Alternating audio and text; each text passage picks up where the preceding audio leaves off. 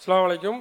அடுத்ததாக மாநில செயலாளர் சபீர் அலி அவர்கள் இறை செய்தியை இறுகப்பற்றுவோம் என்ற தலைப்பின் கீழ் உரை நிகழ்த்துவார்கள்.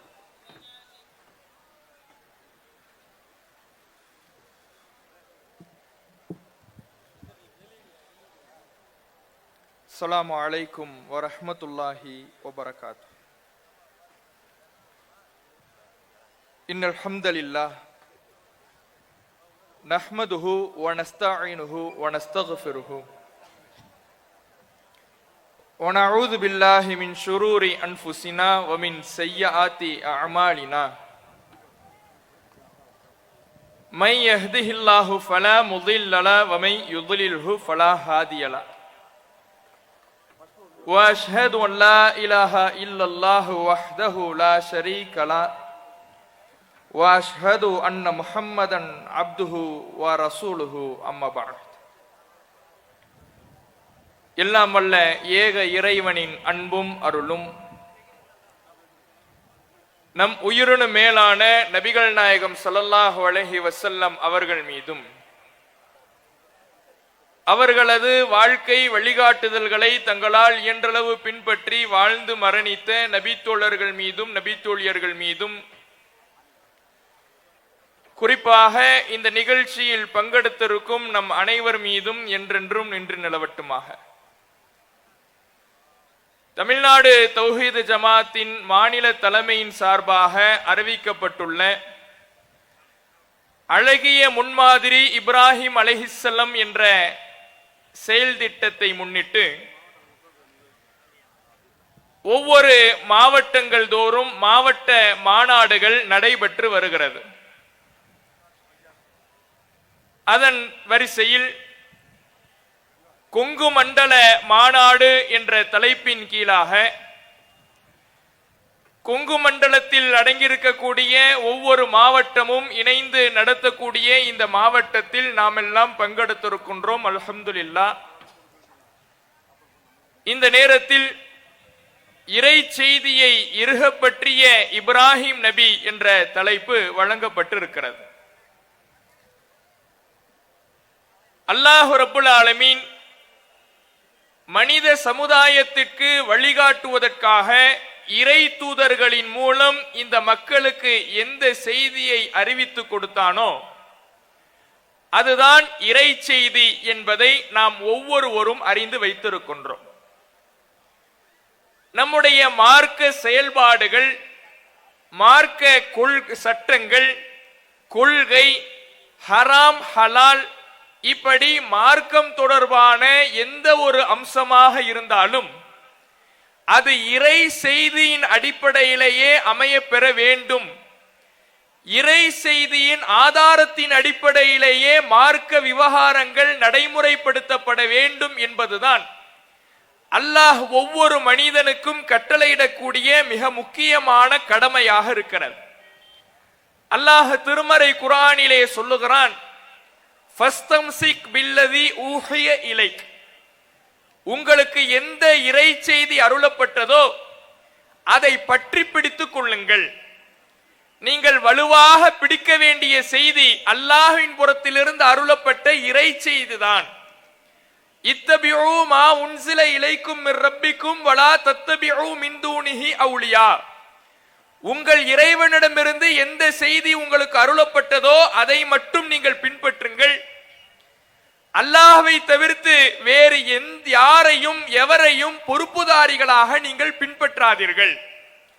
மார்க்கத்தின் பொறுப்பாளனாக எவன் இருக்கிறானோ அந்த அல்லாஹ்விடமிருந்து அருளப்பட்ட செய்தி மட்டும்தான், இறை செய்தி மாத்திரம்தான் பின்பற்றப்படுவதற்கு தகுதியான செய்தி, மார்க்க ஆதாரமாக கொள்ளப்படுவதற்கு தகுதியான செய்தி.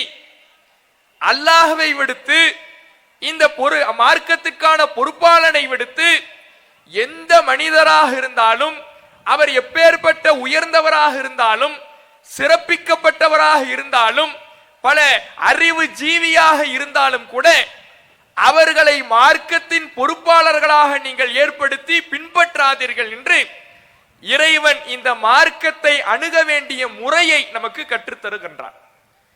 இந்த மார்க்கத்தில் நாம் பின்பற்றப்பட வேண்டிய செய்தி என்பது அல்லாஹ்விடமிருந்து அருளப்பட்ட இறை செய்தி மாத்திரம்தான் என்பதை இஸ்லாத்தின் ஏராளமான அடிப்படையான வசனங்கள், திருமறை குர்ஆனுடைய பல்வேறு வசனங்கள் நமக்கு எடுத்துரைக்கிறது. நபி இப்ராஹிம் அலைஹிஸ்ஸலாம் அவர்கள் மார்க்கத்தின் பல்வேறு விஷயங்களுக்கு நமக்கு முன்மாதிரியாக இருப்பதை போல இறை செய்தி மட்டும்தான் பின்பற்றுவதற்கு தகுதியான செய்தி என்பதற்கும் முன்மாதிரியாக திகழ்கிறார்கள். இப்ராஹிம் நபி மிகச்சிறந்த இறைவனுடைய நேசர் என்று இறைவனாலேயே புகழப்பட்ட ஒரு தூதர். வத்தஹதல்லாஹு இப்ராஹிம ஹலீலா, அல்லாஹ் இப்ராஹிம் நபியை உற்ற தோழனாக எடுத்துக்கொண்டான். திருமறை குர்ஆனில் இறைவன் பேசுகிறான். ஒவ்வொரு மனிதனும் இவர் இறைநேசர், இவர் மிகப்பெரிய இறையச்சவாதி, இவர் மிகப்பெரிய தக்குவாதாரி என்று மக்கள் சில பேருக்கு நட்பெயரை சூட்டுவார்கள், இறைநேசர் என்று தீர்மானிப்பார்கள். இப்படி தீர்மானிக்கின்ற அதிகாரம் யாரும் இல்லை. ஆனால் உள்ளத்தை அறிந்த அல்லாஹ்வே ஒரு மனிதருக்கு இவர் இறை நேசர் என்று சான்று பகர்கிறான் என்றால் அது இப்ராஹிம் அலைஹிஸ்ஸலாம் அவர்கள்தான். அப்படியான இப்ராஹிம் நபி இந்த மார்க்கத்தில் அவர் இறை செய்தியை மட்டும்தான் பின்பற்ற வேண்டும் என்பதிலே மிக உறுதியாக இருந்தார் என்பதை அவருடைய வரலாற்றின் மூலம் இறைவன் நமக்கு பாடம் நடத்துகின்றார். இப்ராஹிம் அலைஹிஸ்ஸலாம் காபாவை இறைவனுடைய கட்டளையின் பேரிலே கட்டி முடிக்கின்றார். தன்னுடைய மகன் இஸ்மாயில் அலைஹிஸ்ஸலாம் அவர்களை துணைக்கு அழைத்துக் கொண்டு அந்த கட்டிட வேலைகள் முழுமையாக நடைபெற்று முடிகிறது. பள்ளிவாசல் கட்டி நிறைவு பகுதிக்கு வந்து விடுகிறார்கள். பள்ளிவாசல் பணி அனைத்து முடிக்கப்பட்ட பிறகு, காபா கட்டி எழுப்பப்பட்ட பிறகு ஒரு கட்டிடமாக அதற்குள்ளே நுழைந்து வணக்க வழிபாடுகளை நடைமுறைப்படுத்த வேண்டும். இறைவனை வணங்கி வழிபட வேண்டும், தொழ வேண்டும். இப்படியான வணக்க வழிபாடுகள் செய்ய வேண்டிய அந்த இறை இல்லம் கட்டி முடிக்கப்பட்ட பிறகு எப்படி அல்லாஹ்வை வணங்குவது, அல்லாஹ்வுடைய இபாதத்துகளை எப்படி செய்வது? தான் ஒரு இறை நேசர் என்பதாலோ, தான் ஒரு இறை தூதர் என்பதாலோ நபி இப்ராஹிம் அலைஹிஸ்ஸலாம் அவர்களே இஸ்லாத்தினுடைய சட்டதிட்டங்களை அவருடைய சுய கருத்தின் அடிப்படையில் தீர்மானிக்கவில்லை. அல்லாஹ்விடத்தில் உடனே கையேந்துகிறார்.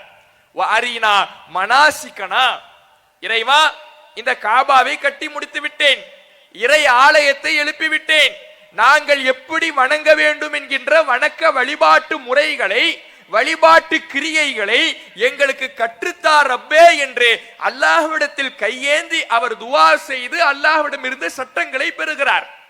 ஒரு இறை தூதராக இருந்தாலும், இறைவனுடைய நேசர் என்று புகழப்பட்டவராக இருந்தாலும், மார்க்கத்தின் மிக உயரிய அந்தஸ்தை பெற்ற ஒரு நபியாக இருந்தாலும் கூட இந்த மார்க்கத்தில் சுயமாக ஒரு சட்டத்தை இயற்றுவதற்கு இப்ராஹிம் நபிக்கே அதிகாரம் இல்லை.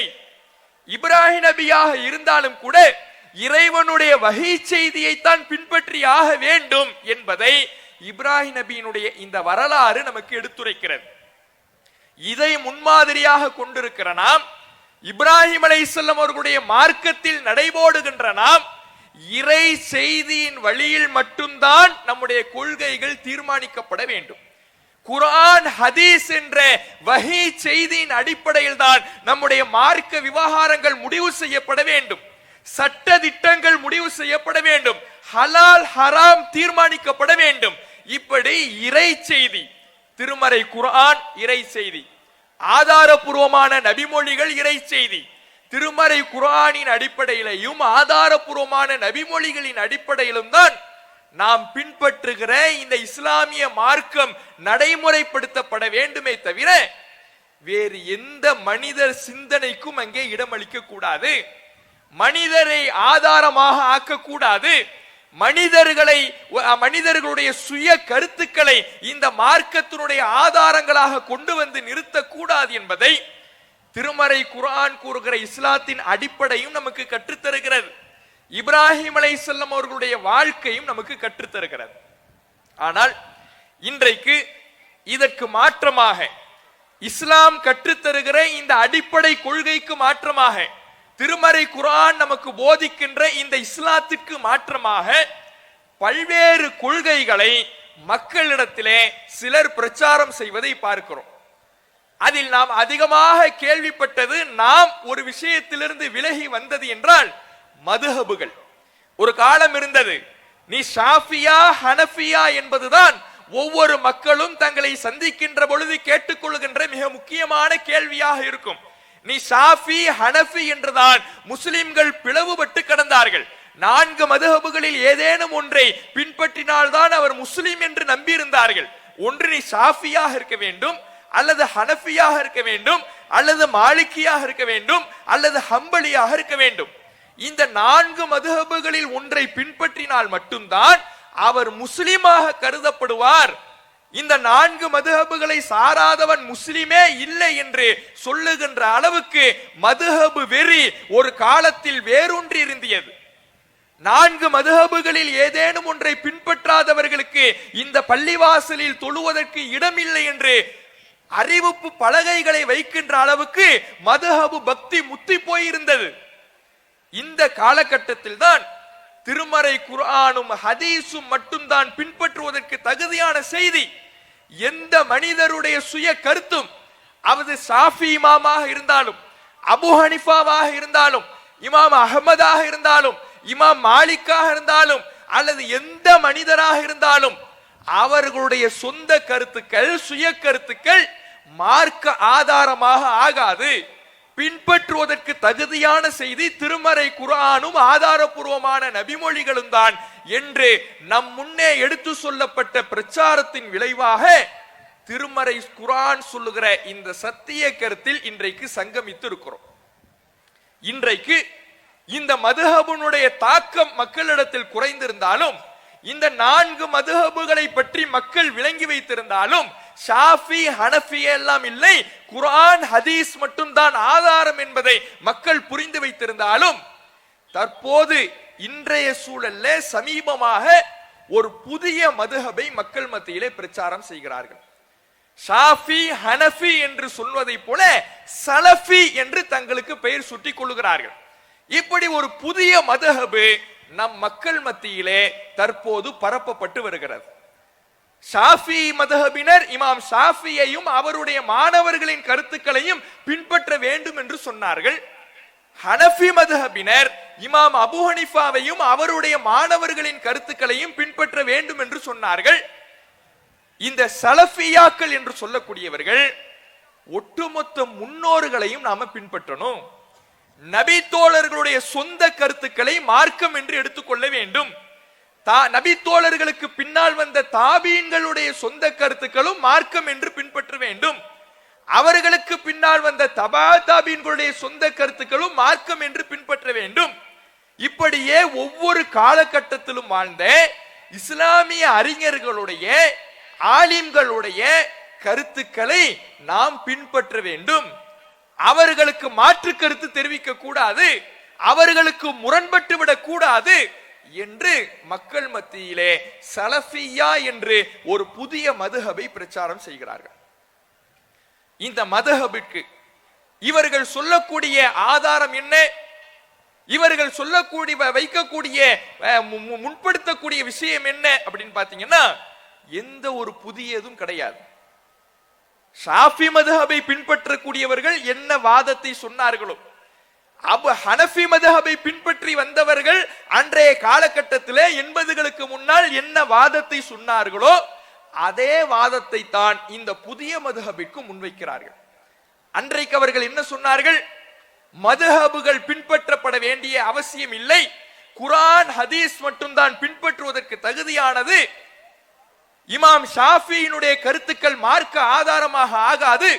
மார்க்கத்தை நாம் சிந்தித்து விளங்க வேண்டுமே தவிர ஒரு மனிதரை சார்ந்து நாம் இருக்கக்கூடாது என்று நாம் பிரச்சாரம் செய்த பொழுது, இமாம் ஷாஃபி எவ்வளவு பெரிய சிறந்தவர் தெரியுமா? எத்தனை புத்தகங்கள் எழுதியிருக்கிறார் தெரியுமா? இமாம் அபு ஹனிஃபா எப்பேற்பட்ட வல்லுனர் தெரியுமா? எப்பேற்பட்ட மார்க்க பேரறிஞர் தெரியுமா? அவருக்கு தெரியாதது உங்களுக்கு தெரிந்து விடுமா என்று அன்றைக்கு மதுஹபுவாதிகள் என்ன காரணத்தை சொன்னார்களோ, மதுஹபை பின்பற்ற வேண்டும் என்பதற்கு எதை முற்படுத்தினார்களோ அதையே தான் இந்த சலஃபி மதுஹபிற்கும் இன்றைக்கு ஒரு காரணமாக சொல்லுகிறார்கள். நபி தோழர்கள் எப்பேற்பட்ட சிறந்தவர்கள் தெரியுமா? தாபீன்கள் எப்பேற்பட்டவர்கள் தெரியுமா? அவர்களுடைய தியாகம் எத்தகையது தெரியுமா? அவர்களுடைய அறிவு எப்பேற்பட்டது தெரியுமா? அவர்களுக்கு முரண்படலாம் என்று நீங்கள் சொல்கிறீர்களா? அவர்களுக்கு மாற்றமாக மார்க்கத்தை விளங்கலாம் என்று சொல்கிறீர்களா என்று இப்படியான அலங்கார வார்த்தையை முற்படுத்துவார்கள். நாம் இந்த உரையினுடைய ஆரம்பத்தில் மார்க்கம் சொல்லுகிற ஒரு அடிப்படையை அறிந்தோம். வஹியை மட்டும் பின்பற்ற வேண்டும் என்பது. வஹியை மட்டும் இறைவன் எந்த இடங்களில் எல்லாம் நம்மை பின்பற்ற சொல்லுகிறானோ அந்த இடங்களில் எல்லாம் அல்லாஹ் இன்னொரு விஷயத்தையும் நமக்கு சேர்த்து சொல்லுகிறான். அனிஹ்கும் பைனஹும் பிமா அன்ஸலல்லாஹ். அல்லாஹ் அருளியதை கொண்டே நீங்கள் தீர்ப்பு சொல்லுங்கள், முடிவெடுங்கள். மார்க்கத்தில் நீங்கள் ஒரு முடிவை எடுக்க வேண்டும் என்றால் அல்லாஹ் ஒரு செய்தியை உங்களுக்கு கொடுத்திருக்கிறான்ல, அந்த குர்ஆனின் அடிப்படையில், அந்த ஹதீஸின் அடிப்படையில் நீங்கள் முடிவெடுங்கள். வலா தத்தபி அஹ்வாஹும். அவர்களுடைய விருப்பங்களை நீங்கள் பின்பற்றாதீர்கள். மார்க்கத்தின் ஆதாரம் என்று ஒன்றை நாம் எடுக்க வேண்டும் என்றால் அது அல்லாஹ்விடமிருந்து வந்த செய்தியாக இருக்க வேண்டும். ஒரு விஷயத்தை நாம் செய்கின்ற பொழுது இதற்கு என்ன ஆதாரம் என்று கேட்கப்படும் பொழுது அதற்கு குர்ஆனுடைய வசனம் முற்படுத்தப்பட வேண்டும், ஹதீஸ்கள் முற்படுத்தப்பட வேண்டும். இதுதான் ஆதாரமாக அமையுமே தவிர சுய விருப்பங்கள் ஆதாரமாக அமையாது. சுய விருப்பங்களை நீங்கள் பின்பற்றாதீர்கள் என்று இறைவன் கட்டளையிடுகிறான். இந்த மதுஹபுவாதிகள் மதுஹபை பின்பற்றுவதற்கு என்ன ஆதாரம், சஹாபாக்களை பின்பற்றுவதற்கு என்ன ஆதாரம், இமாம்களை பின்பற்றுவதற்கு என்ன ஆதாரம் என்று அவர்களிடத்தில் கேட்டால் அவர்கள் குர்ஆன் வசனத்தை வைக்க மாட்டார்கள், ஹதீஸ்களை சொல்ல மாட்டார்கள். அவர்கள் சொல்லக்கூடிய காரணம் என்ன? அவர்கள் எப்பேற்பட்ட சிறந்தவர்கள் தெரியுமா? எவ்வளவு மதிப்பிற்குரியவர்கள் தெரியுமா? எவ்வளவு காலத்தால் முந்தியவர்கள் தெரியுமா என்று அவர்களின் மேல் இவர்கள் வைத்திருக்கின்ற நேசத்தை தான் பல வார்த்தைகளால் அவர்கள் சொல்வார்கள். நபி தோழர்கள் நேசிக்கப்பட வேண்டியவர்கள் தான், மாற்று கருத்து இல்லை. தாபீன்கள் சிறந்த சமுதாயம் என்று நபிகள் நாயகம் சொல்லி இருக்கிறார்கள் தான், மாற்று கருத்து இல்லை. தபா தாபீன்கள் சிறந்த சமுதாயம் என்று ரசூலுல்லாஹ் சொல்லி இருக்கிறாங்க தான், மாற்று கருத்து இல்லை. சிறந்தவர்கள் என்பதனால் அவர்களை மார்க்கம் பின்பற்ற சொல்லுகிறதா? அவர்கள் மார்க்கத்தின் ஆதாரம் என்று திருமறை குர்ஆன் சொல்லுகிறதா? அவர்களுடைய கருத்துக்களுக்கு மாற்றமாக நாம் மார்க்கத்தை விளங்கவே கூடாது என்று இறைவன் நமக்கு கட்டளையிடுகிறானா? அப்படி எந்த இடத்திலையும் சொல்றது கிடையாது. அப்ப ஒரு கொள்கையை நாம் தீர்மானிக்கும் பொழுது நமக்கு முன்னால் பல்வேறு கொள்கைகள் இருக்கிறது. குர்ஆன் ஹதீஸ் மட்டும்தான் மார்க்கம் என்று சொல்லுகிற இந்த தௌஹீது ஜமாஅத் சொல்லுகின்ற திருமறை குர்ஆன் முன்வைக்கின்ற கொள்கையும் நமக்கு முன்னால் இருக்கிறது. மனிதர்களை பின்பற்ற வேண்டும் என்று சொல்லுகிற கொள்கையும் நமக்கு முன்னால் இருக்கிறது. மதுஹபுகளை பின்பற்ற வேண்டும் என்று சொல்லுகிற கொள்கையும் நமக்கு முன்னால் இருக்கிறது. நபி தோழர்களை பின்பற்ற வேண்டும் என்று சொல்லுகிற கொள்கையும் நமக்கு முன்னால் இருக்கிறது. இதில் எதை நாம் தேர்ந்தெடுப்பது என்று நம் முன்னால் பல கேள்வி வரும் பொழுது எதில் ஆதாரம் இருக்கிறது? அல்லாஹ்வுடைய வசனம் எந்த கொள்கைக்கு முற்படுத்தப்படுகிறது? திருமறை குர்ஆனும் ஹதீஸும் மட்டும்தான் மார்க்கம் என்ற இறை செய்தி எதை வலியுறுத்துகிறது என்பதை நாம் சிந்திக்க வேண்டும். அதை விட்டுவிட்டு மனித உணர்வுகள், மனித ஆசைகள், மனித விருப்பங்கள் நம் முன்னால் வைக்கப்படும் என்றால் நபி தோழர்கள் எவ்வளவு சிறந்தவங்க தெரியுமா? நபி தோழர்கள் எவ்வளவு தியாகிகள் தெரியுமா? இமாம்கள் எவ்வளவு பெரிய அறிவு ஜீவிகள் தெரியுமா என்று அவர்களை பற்றிய சிறப்புகளாக இவர்கள் என்னவெல்லாம் விளங்கி வைத்திருக்கிறார்களோ அந்த ஆசைகளையும் அந்த விருப்பங்களையும் முற்படுத்தப்படும் என்றால், உணர்ச்சிகள் நம் முன்னால் வைக்கப்படும் என்றால் அல்லாஹ் அதைத்தான் சொல்லுகிறான், வலா தத்தபிஉ அஹ்வாஅஹும். அவர்களுடைய ஆசைகளை நீங்க பின்பற்றாதீங்க. இதெல்லாம் அவங்களுக்கு இருக்கிற ஆசை, இது ஆசை. இந்த ஆசை மார்க்கத்தின் ஆதாரமாக ஆகாது. திருமறை குர்ஆனும் ஹதீஸும் தான் மார்க்கத்தின் ஆதாரமாக ஆகுமே தவிர மனிதனுடைய உள்ளத்தில் இருக்கின்ற ஆசையும் உணர்ச்சியும் ஆதாரமாக அமையாது. நீங்கள் எச்சரிக்கையாக இருங்கள். நீங்கள் எச்சரிக்கையாக இருங்கள். இது போன்ற உணர்ச்சி வார்த்தைகளை சொல்லி அல்லாஹ்வுடைய மார்க்கத்தை விட்டு, அல்லாஹ்வுடைய வசனத்தை விட்டு உங்களை மக்கள் குழப்பி விடாமல் இருப்பதில் நீங்கள் எச்சரிக்கையாக இருங்கள். அல்லாஹ் சொல்லுகிறான். நீங்க எதுல கவனமா இருக்கணும்னா, நீங்கள் எதை மார்க்கம் என்று விளங்கி பின்பற்றுகிறீர்களோ அதற்கு குர்ஆனில் ஆதாரம் இருக்குதா, ஹதீஸில் ஆதாரம் இருக்குதான்னு தான் பார்க்கணும். எங்கே உணர்வுகள் முற்படுத்தப்படுகிறதோ, மனோ இச்சைகள் முன்வைக்கப்படுகிறதோ, ஆசை வார்த்தைகள் முன்வைக்கப்படுகிறதோ, அலங்கார வார்த்தைகள் முற்படுத்தப்படுகிறதோ அதை நீங்கள் பின்பற்றாதீர்கள். வமன் அதல்லு மிம்மன் இத்தபஅ ஹவாஹு பிகைரி ஹுதன் மினல்லாஹ். அல்லாஹ்விடமிருந்துள்ள நேர்வழி இல்லாமல் தன்னுடைய மனதின் ஆசையை, இச்சையை எவன் பின்பற்றுகிறானோ அவனை விட வழிகேடன் யார்? அல்லாஹ் கேட்கிறான். ஒருவன் வழிகேடன் என்பதற்கு அடையாளமே அவனுடைய கொள்கைக்கு திருமறை குர்ஆனுடைய ஆதாரம் இருக்காது, ஹதீஸுனுடைய ஆதாரம் இருக்காது, மனதில் இருக்கின்ற விருப்பத்தை தான் அவன் சொல்வான். இது ஆதாரம் கிடையாது, இதை வைத்து மார்க்கத்தை தீர்மானிக்க கூடாது. அப்படி ஒருவன் தீர்மானிப்பான் என்றால் அதுதான் வழிகேட்டுக்கான அடையாளம் என்பதை அல்லாஹ் ரப்புல் ஆலமீன் நமக்கு திருமறை குர்ஆனிலே தெளிவுபடுத்துகிறான்.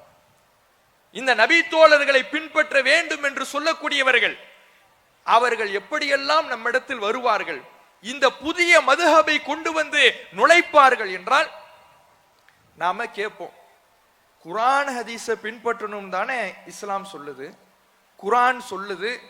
நீங்க நபி தோழர்களை பின்பற்றணும்னு சொல்றீங்களே, அவர்களை ஆதாரமாக எடுக்கணும்னு சொல்றீங்களே, அவர்களுடைய கருத்துக்களும் பின்பற்றுவதற்கு தகுதியானதுன்னு சொல்றீங்களே, இமாம்களுடைய கருத்துக்களும் பின்பற்ற வேண்டும்னு சொல்றீங்களே அப்படின்னு கேட்கும் பொழுது உடனே அவங்க ஒரு கோபமா ஆவாங்க.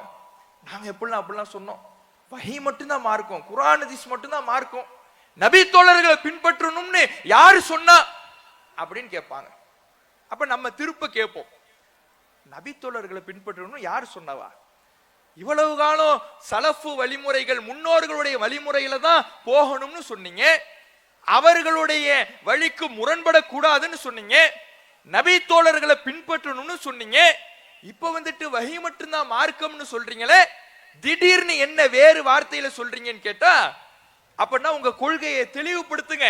அப்ப மன்ஹஜ் சலஃப்னு சொன்னீங்களே, சலஃபுகளுடைய வழிமுறைன்னு சொன்னீங்களே, முன்னோர்களுடைய வழியில தான் செல்லணும்னு சொன்னீங்களே, முன்னோர்களை பின்பற்றணும்னு சொன்னீங்களே, நபி தோழர்களை பின்பற்றணும்னு சொன்னீங்களே, தாபீன்கள், தபா தாபீன்கள், இமாம்கள் என்று மனித கருத்துக்களை மார்க்க ஆதாரமாக ஆக்கணும்னு சொன்னீங்களே, அப்படின்னா என்ன அப்படின்னு கேட்டோம்னா, இல்ல நாங்க பின்பற்றணும்னு சொல்லல, இவர்களுடைய கருத்துக்களை முற்படுத்தணும்னு சொன்னோம் அப்படிம்பாங்க. சரி, முற்படுத்தணும்னா என்ன, பின்பற்றுதல்னா என்ன?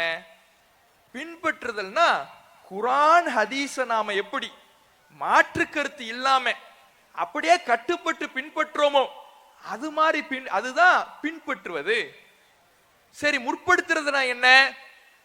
ஒரு சஹாபாக்கள், இமாம்கள், தாபீன்கள், இப்படி நமக்கு முன்னால வாழ்ந்த அறிஞர்கள், உலமாக்கள்லாம் என்ன கருத்தை சொன்னாங்களோ அதை அப்படியே ஏத்துக்கிட்டு போயிடணும். அவர்களுக்கு மாற்றமாக நாம் விளங்கக்கூடாது, நாம சுயமாக மார்க்கத்தை புரியக்கூடாது. சரி, அதுக்கு என்ன வித்தியாசம்? பின்பற்றுதல்னா என்னன்னு கேட்டாலும் மாற்று கருத்து இல்லாம குர்ஆன் ஹதீஸை எப்படி பின்பற்றணுமோ அப்படி பின்பற்றுதல்ங்கிறீங்க. இவர்களுடைய கருத்துக்களை முற்படுத்தணும்னீங்களே, அப்படின்னா என்னன்னு கேட்டாலும் அதையே தான் சொல்றீங்க. வார்த்தை தான் வெவ்வேறு வார்த்தையை பயன்படுத்துகிறீர்களே தவிர இரண்டும் ஒன்றுதானே அப்படின்னு கேட்டா முழிச்சுக்கிட்டு நிக்கிறான். சரி, இவர்கள் சொல்லுகின்ற இந்த நல்ல வார்த்தை எப்படிப்பட்டது? மார்க்கம் இதை எப்படி பார்க்கிறது? பொதுவாக திருமறை குர்ஆன் நமக்கு அசத்திய கொள்கையுடையவர்களை பற்றி வரலாறை நமக்கு சொல்லித் தருகிறது. அந்த அசத்தியவாதிகள் எல்லாம் அவர்கள் செய்யக்கூடிய பிரச்சாரம் எப்படி இருக்கும் என்றால், மக்களிடத்தில் தங்களுடைய கொள்கையை பகிரங்கப்படுத்துவதற்கான துணிவு அவர்களுக்கு இருக்காது. வெளிப்படையாக அவர்கள் சொல்ல மறுப்பார்கள். அலங்கார வார்த்தையின் மூலமாக தங்கள் கொள்கையை பூசி முழுவார்கள். இதுதான் வழிகேடர்களின் அடையாளமாக மார்க்கம் நமக்கு சொல்லி காட்டுகிறது. திருமறை குர்ஆனில் சிலை வணங்கக்கூடியவர்களை பற்றி அல்லாஹ் பேசுகிறான். முன்னோர்களை வணங்கி வழிபடக்கூடியவர்களை, அவர்களிடத்தில் கையேந்தக்கூடியவர்களை இறைவன் பேசுகிறான். அவர்களிடத்தில் ஏன் இறந்தவர்களிடம் கையேந்துகிறீர்கள், இறந்தவர்களை ஏன் வணங்குகிறீர்கள் என்று அவர்களிடத்தில் கேட்டால் அவர்கள் என்ன சொல்ல மாட்டாங்களா? அந்த சிலைகள் தான் எங்க கடவுள்னு சொல்ல மாட்டாங்க. இந்த சிலைகள் தான் நாங்கள் வணங்குகிற தெய்வங்கள் என்று சொல்ல மாட்டார்கள். அவர்கள் சொல்லுவார்களா, ஹாஉலாய் ஷுஃபஆஉனா இந்தல்லாஹ், இவர்கள் தான் அல்லாஹ்விடத்தில் எங்களுக்காக பரிந்துரை செய்யக்கூடியவர்கள். பரிந்துரை செய்யக்கூடியவர்கள்ங்கிற இந்த வார்த்தையை மட்டும் வைத்து பார்த்தால் இதுல ஒண்ணும் பெருசா தப்பு இல்லையே அப்படின்னு தோணும். ஆனால் அந்த வார்த்தையின் மூலமாக, நல்ல வார்த்தையின் மூலமாக அவர்கள் நாடுகிற கொள்கை என்ன? இறந்தவர்களிடத்தில் கையேந்துவது. இன்றைய தர்காவாதிகளும் அதைத்தான் செய்கிறார்கள். நாங்கள் ஒன்றும் இறந்தவர்களை வணங்கவில்லை, அவர்களை கடவுள் என்று சொல்லவில்லை, நாகூரில் அடங்கியிருக்கக்கூடிய சாவுல் ஹமீதை நாங்கள் கடவுள் என்று சொல்லவில்லை, முஹைதீன் அப்துல் காதரை நாங்கள் கடவுள் என்று சொல்லவில்லை, அவர்களெல்லாம் மனிதர்கள் தான், அல்லாஹ் தான் கடவுள் என்று வார்த்தை ஜாலத்தில் பேசுவார்கள். ஆனால் அவர்களுடைய நம்பிக்கை எப்படி இருக்கும்? அந்த இறந்தவர்களிடத்தில், அல்லாஹ்விடத்தில் எப்படி கையேந்துவார்களோ அது போல இறந்தவர்களிடத்தில் கையேந்துவார்கள். மௌலித் ஓதுவார்கள். கேட்டால் நபிகள் நாயகத்தை நாங்கள் புகழுகிறோம் என்பார்கள். புகழ்தல் என்ற வார்த்தை நல்ல வார்த்தை. ஆனால் அந்த புகழ்தல் என்ற வார்த்தையை மௌலித் என்ற இணை வைப்பு பாடலுக்கு பயன்படுத்துவார்கள். இப்படி நாம் கடந்து வந்த வரலாறும் சரி, திருமறை குர்ஆன் சொல்லுகிற அசத்தியவாதிகளுடைய வரலாறும் சரி, நல்ல வார்த்தையை தான் தங்களுடைய கொள்கைக்கு அவர்கள் சொல்வார்கள். ஆனால் அதன் பின்னணியில் அபாயகரமான இஸ்லாத்தின் அடிப்படைக்கு முரணான கொள்கை இருக்கும். அது போலதான் நாங்க நபி தோழர்களை மதிக்கிறோம், நபி தோழர்களுடைய கருத்துக்களை முற்படுத்துறோம் பாங்க. ஆனால் இந்த கொள்கைக்கு பின்னால் அவர்கள் நாடக்கூடிய விஷயம் என்ன? அல்லாஹ்வின் வார்த்தை எப்படி மாற்று கருத்துக்கு அப்பாற்பட்டதோ, அல்லாஹுடைய வார்த்தையை எப்படி மாற்று கருத்து இல்லாமல் கட்டுப்பட வேண்டுமோ, அதே போல இந்த நபி தோழர்களுடைய கருத்துக்களிலேயும் நீங்கள் மாற்று கருத்து கொள்ளக்கூடாது. இமாம்களுடைய கருத்துக்களிலேயும் மாற்று கருத்து கொள்ளக்கூடாது. தாபீன்களுடைய கருத்துக்களிலேயும் தபா தாபீன்களுடைய கருத்துக்களிலேயும் நீங்கள் மாற்று கருத்து கொள்ளக்கூடாது என்று மதித்தல், கருத்துக்களை முற்படுத்துதல் என்ற நல்ல வார்த்தையின் மூலமாக ஒரு இஸ்லாத்தின் அடிப்படைக்கே முரணான கொள்கையை இவர்கள் கொண்டு வருகிறார்கள். கருங்காலிகளாக இஸ்லாத்தின் பெயரால் இஸ்லாத்தினுடைய அடிப்படைக்கு முரணான ஒரு கொள்கையை மக்கள் மத்தியிலே பிரச்சாரம் செய்கிறார்கள். தௌஹீத்வாதிகள் என்கின்ற பெயரிலே மதுஹபுகளிலிருந்து மீண்டு வந்த இந்த சமுதாயத்தை சலஃபியா என்ற புதிய மதுஹபை நோக்கி அழைத்துக் கொண்டிருக்கிறார்கள். நாம் ஒன்றே ஒன்று விளங்கிக் கொள்ள வேண்டும். எந்த கொள்கை குர்ஆன் ஹதீஸின் அடிப்படையில் முன்வைக்கப்படுகிறதோ அதுதான் சத்திய கொள்கை. இன்ன ஹுதல்லா ஹுவல் ஹுதா, அல்லாஹ்வின் நேர்வழி மாத்திரம்தான் உண்மையான நேர்வழி. நாம் செல்ல வேண்டிய பாதை நேர்வழி என்று எதை நாம் எடுத்துக்கொள்ள வேண்டுமோ அது எப்படி இருக்க வேண்டும்? அல்லாஹ்விடமிருந்து வந்ததாக இருக்கணும். குர்ஆன் அல்லாஹ்விடமிருந்து வந்தது, ஹதீஸ் அல்லாஹ்விடமிருந்து வந்தது. இந்த இரண்டும் மார்க்கம் என்று தீர்மானிக்கப்படுவதுதான் சத்திய கொள்கை. இதை தாண்டி இந்த அடிப்படைக்கு முரணாக மனித கருத்துக்களை மார்க்கமாக்கி அதை அலங்கார வார்த்தைகளின் மூலமாக மக்களிடத்தில் எடுத்து சொல்லி மக்களை குழப்பி அதற்கு உணர்வுகளை மட்டும், எவ்வளவு சிறந்தவர்கள் தெரியுமா, எவ்வளவு உயர்ந்தவர்கள் தெரியுமா என்று உணர்வுகளை மட்டும் ஆதாரமாக முற்படுத்தப்படும் என்றால் அங்கேயே நாம் உணர்ந்து கொள்ள வேண்டும், இந்த உணர்வுகள் தான் நம்மை வழிகேட்டிற்கு அழைத்து செல்லும். என அல்லாஹ் சொல்லுகிறான், யார் உணர்வுகளை, ஹவாக்களை, மனோ இச்சைகளை, மனதின் ஆசைகளை பின்பற்றுகிறார்களோ, குர்ஆன் ஹதீஸ் இல்லாம இது போன்ற உணர்ச்சிகளை யார் பின்பற்றாங்களோ அவர்களை அந்த உணர்ச்சிகள் அல்லாஹுடைய பாதையை விட்டு வழிகெடுத்து விடும் என்று இறைவன் சொல்லுகிறான். அல்லாஹ் நம்மை காப்பாற்ற வேண்டும். இந்த இறுதி வரை, நம்முடைய மரணம் வரை குர்ஆன் ஹதீஸ் என்கின்ற அடிப்படையில் மாத்திரம் இருந்து மரணிக்கக்கூடிய நன்மக்களாக நம் அனைவரையும் அல்லாஹ் ஆக்கியல் புரிவானாக. அஸ்ஸலாமு அலைக்கும் வரஹ்மத்துல்லாஹி.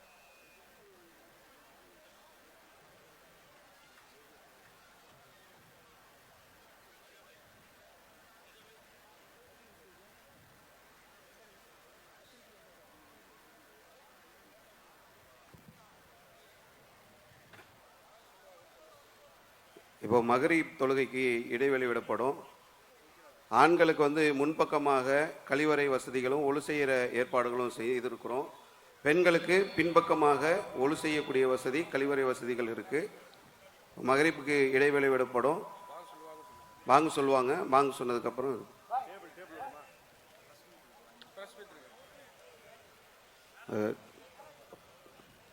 பத்திரிகையாளர்கள் சந்திப்பு நடைபெற இருக்கிறது. கொஞ்சம் சைலண்டா இருந்துக்குங்க.